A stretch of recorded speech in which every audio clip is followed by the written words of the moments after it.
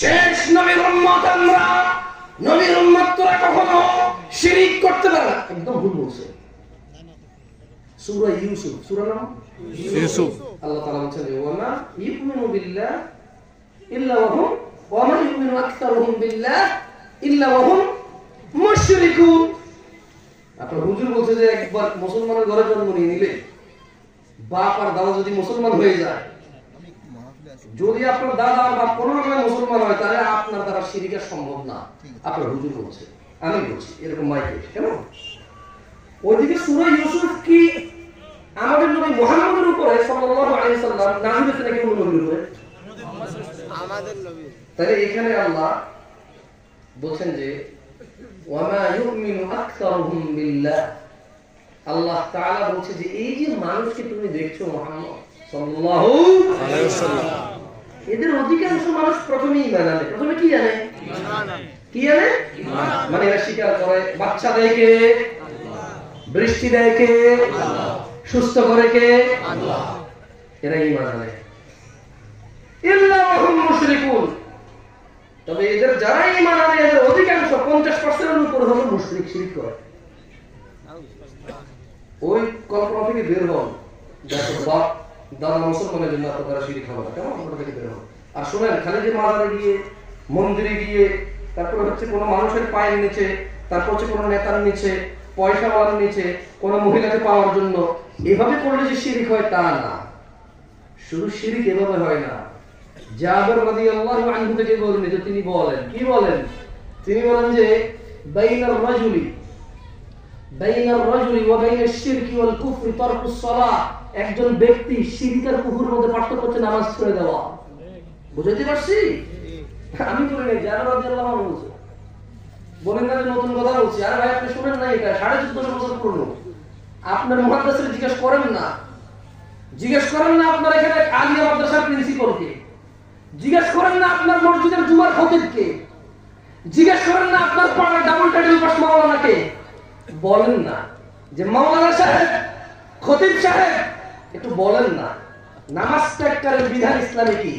বুখারী, মুসলিম, তিরমিজি, আবু দাউদ, মুসনাদ আহমদ, বাইহাকী, মুআত্তা মালিক, হ্যাঁ, আপনি যে বইগুলোর নাম জানেন ওনাকে বলেন না যে সবগুলা বইকে একত্রিত করে সবগুলা বই থেকে নির্যাস বের করে সালাত ত্যাগের বিধান কি ইসলামে একটু আমাকে পড়ে শোনান।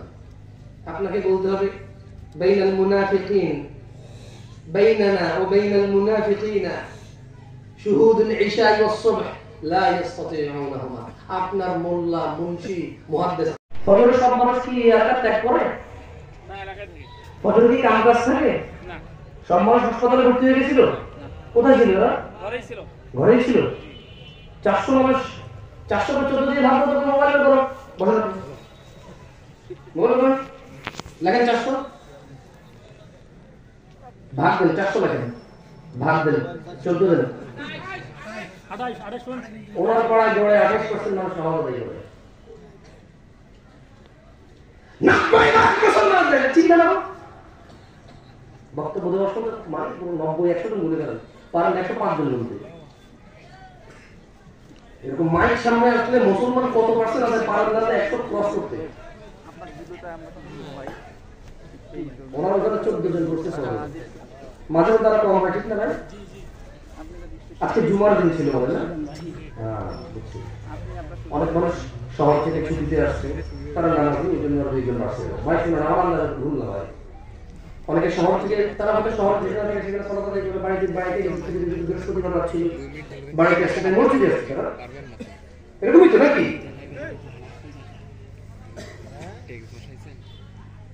আমি কি একটা আমলের কথা শিখাই দিব আপনাদের যে আমলটা আপনাকে কখনো জান্নাত থেকে মাহরুম করবে না, জান্নাতের জামিনই যাবে। তাহলে এটা শিখিয়ে দিয়ে এখান থেকে বিদায় নিতে পারবো, রাইট? আর কি লাগবে? আপনি কি চান আল্লাহর কাছে? আল্লাহর কাছে কি চান? কি চান? ওই সম্পর্কে একটু জানা গেলে তো হবে। আর তো সারা তো অসুবিধা লাভ নাই, আমাদের মূল ঠিকানা পাই গেলে তৈরি। শিরিক করা যাবে না ভাই আমার, না না। আপনার এখানে আমি কেন আসছি আমি এটা বলতে পারবো। আমি কথা বলতে আসছি, আমি আল্লাহর কথা বলতে আসছি। ওয়া মা তাওফীকি ইল্লা বিল্লাহ।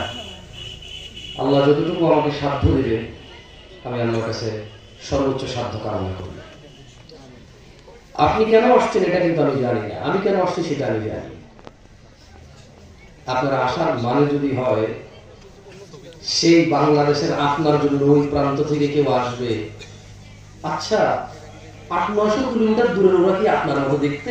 এরকম কাউকে যদি দেখতে আসেন যে না ওরা কি আমাদের মতোই, যাদের এখানে যেতে আমাদের একদিন লেগে যায়, ওটা আপনি কেন আসছেন আসলে এটা আপনি ডিসিশন নেবেন। তবে মনে রাখবেন আল্লাহ নবী সাল্লাল্লাহু আলাইহি ওয়াসাল্লাম বলেছেন, মান সালাকা তরিকান ইয়ালতামিসু ফীহি ইলমা, যে ব্যক্তি দ্বীন শিখার জন্য পথ চলতে শুরু করে, সাহহালাল্লাহু লাহু তরিকান ইলাল জান্নাহ, আল্লাহ তার জন্য জান্নাতের পথ সহজ করে দেয়। সুবহানাল্লাহ। আল্লাহ নবী সাল্লাল্লাহু আলাইহি ওয়াসাল্লাম বলেছেন, যে ব্যক্তি সুবহানাল্লাহ একবার বলে আসমান আর জমিনের যতটুকু খালি জায়গা সেটা নেকিতে পরিপূর্ণ হয়ে যায়। সুবহানাল্লাহ। এখন আপনি আসলে নেকি কিভাবে অর্জন করবেন এটা তো আপনি ডিসিশন নেবেন। তবে আমি জানি যে সুবহানাল্লাহ বললেই একবার খালি জায়গা পূরণ হয়, সুবহানাল্লাহ বললেই একবার খালি জায়গা পূরণ হয়। যে যতবার সুবহানাল্লাহ বলবে ততবার আসমান জমিন পূর্ণ হবে নেকি দিয়ে, আসমান জমিন পূর্ণ হবে নেকি দিয়ে। আপনি বলবেন যে আসমান জমিন যদি পূর্ণ হয়ে যায় পুরো ঢুকবে কথা, এটা ব্যাপারটা হচ্ছে কিরকম, এই দেখেন একটা টিস্যু, এই আর একটা টিস্যু, এরকম হবে। আপনি একবার বলবেন একবার পূরণ হবে, একবার বলবেন একবার কাউন্ট হবে, এত লেগে সুবহানাল্লাহ। আপনি যদি বলেন যে মিজানে হাসরের মাঠে ওটাকে ভারী করবেন, আপনি কেন বলেন? আল্লাহ নবী সাল্লাল্লাহু আলাইহি ওয়াসাল্লাম খুব সিম্পল কথা বলে গেছে, বলছে যে তোমাদের যখন নেকি এবং গুনাহ মাপা হবে তখন ওই যারা বলছে যে আলহামদুলিল্লাহ আলহামদুলিল্লাহ আলহামদুলিল্লাহ আলহামদুলিল্লাহ, উনি বলল যে আলহামদুলিল্লাহ তামলাউল মিজান, আলহামদুলিল্লাহ দাড়ি পাল্লাকে ভারী করে দেয়। কি করে দেয়? এখন আপনি কি বলে নেকির পাল্লা ভারী করবেন ডিসিশন তো আপনার, আমি সর্বোচ্চ আপনাকে বলে দিতে পারবো। গত 100 বছর আপনার দাদারা ওয়াজের অ্যারেঞ্জ করছে, আপনার বড় বাপে ওয়াজের আয়োজন করছে, একজনকে ডেকে নিয়ে আসছে, এরপর এটা দেখা দেখা আপনার দাদাই করছে, আপনার বাপে করছিল, এখন আপনি করেন, পরে আপনার সন্তানে করবে। এখনো যদি ফজরে একজন বলে, আরেকজন বলে 30, আরেকজন বলে যদি মসজিদ আলাদা ধরুন, এক দুজন বলে না একই মসজিদ। এখনো যদি আপনার শিশুর না হোক যে আসলে কতজন মুসল্লি মসজিদে ছিল, ফজর নামাজ কারা কারা পড়ছিল, হাত তুলছিল তখন, আবার তোমার তো ফজর কারা পড়ছিল, আপনি জানেন তো আপনার মসজিদ, আপনার গ্রাম কে জানেন? হ্যাঁ আপনি ব্লেজার, হ্যাঁ ব্ল্যাক ডায়মন্ড, আপনি কোন মসজিদের মুসল্লি? ওখানে আজকে ফজরের জামাতে পড়ছিলেন? হ্যাঁ। কতজন মুসল্লি ছিল? 14 জনের মতো হবে। 14 জন যে আজকে ফজরের নামাজ পড়ছিল। উঠে দাঁড়ান, একজন দাঁড়ান। কতজন মুসল্লি ছিল? 7-8। আপনি কি ফজর পড়ছেন আজকে? কয়জন ছিল জামাতে? হ্যাঁ একসঙ্গেই পড়ছি। কতজন ছিল? মিনিমাম 30 থেকে 35 জন। মাশাআল্লাহ। 3 বছর কম বেশি হয়ে গেল। আরে আপনি এক মসজিদে না এক মসজিদে ভাই? এক মসজিদে না, একই মসজিদে। একই মসজিদে। ভাই তো একটা ছিল, একটা ছিল। একটা ছিল সিস্টেমে কি?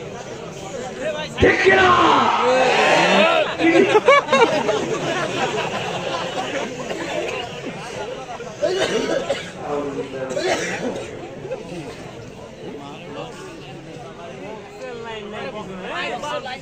নেশা করা হারাম, জুয়া খেলা হারাম, বউ পিটানো হারাম, যৌতুক নেওয়া হারাম, দাড়ি কাটা হারাম, দাড়ি হিসাব করা হারাম। না এটা কমপ্লিকেটেড, এটা নিয়ে তর্ক বিতর্ক আছে, ফ্লোতে বলে ফেলছেন না? আচ্ছা সমস্যা নেই। এই যে দেখেন এরা সবাই জানে জুয়া খেলা হারাম, এরা সবাই জানে নেশা করা হারাম, এরা সবাই জানে বউ পিটানো হারাম, এরা সবাই জানে যে সালাত ত্যাগ করা হারাম, যাকাত না দেওয়া হারাম, তবু ফজরে 5 জন থেকে 6 জন মুসল্লি হয়। নামাজ ফরজ করেছে কে? আল্লাহ। কে নামাজ ফরজ করেছে? আল্লাহ। কোনো সন্দেহ আছে? না। নামাজ না পড়লে কি হতে পারে? কোথায় শাস্তি হয়? জাহান্নাম। জাহান্নামে কি দিয়ে শাস্তি হয়? আগুন দিয়ে। জানেন আপনারা এটা? ফজর তেলে 5 জন কেন আপনারা? মিসওয়াক করা সুন্নাহ, খবরদার উপবাস করা যাবে না। ফাত্তাকুল্লাহ মাস্তাতা'তুম, আল্লাহ কোরআনে বলছে তুমি আল্লাহকে ভয় করো যথাসাধ্য। কতটুকু? যথাসাধ্য। কতটুকু? ফাত্তাকুল্লাহ, আল্লাহকে ভয় করো মাসতাতা'তুম, যতটুকু পারো। বুঝে আসছে? মেসওয়াক করা সুন্নাহ অনেক উন্নত। আল্লাহ নবী সাল্লাল্লাহু আলাইহি ওয়াসাল্লাম বলেছেন যদি তারা জানতো মেসওয়াক করে সালাতে আসার নেকি, তো এরা কখনো মানে এটা হিউজ বলে ব্যাখ্যা দেওয়া যাবে না। কেমন? সো এগুলোকে উপহাস করা যাবে না।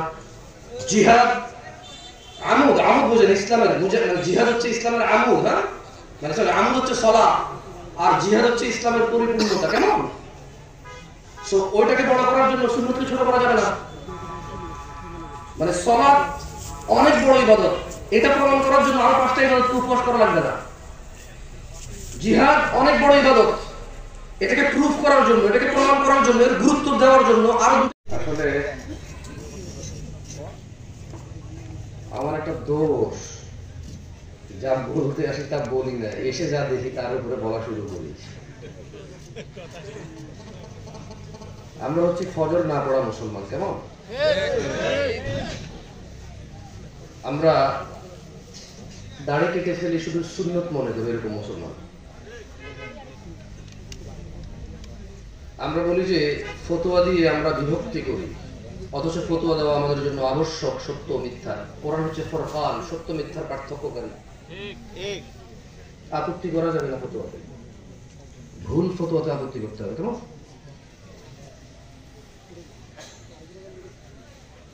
আমরা মানুষকে লা ইকরাহা ফিদ-দীন, দিনে কোনো জোর জবরদস্তি নাই। কি নাই? কোথায় ছিল? আমরা গজল গাইছি, ওয়াজ করছি, মাহফিল করছি, কোরআন তেলাওয়াত করছি, আমরা জিহাদের বহু কথা বলছি, কিন্তু ওনাকে জেল থেকে আমরা মুক্ত করতে পারিনি। হ্যাঁ, এখানে নারে তাকবীর বলার লোকটা সবার আগে বাঁশির শব্দ শুনলে পুলিশের সবার আগে উঠবে।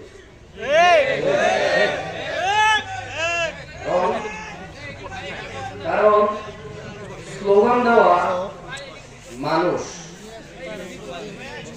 তখন ভ্যালুয়েবল হয়। আচ্ছা, আপনাদের কথাবার্তা থেকে থাকলে আপনারা বলে শেষ করেন পরে আমি বলি।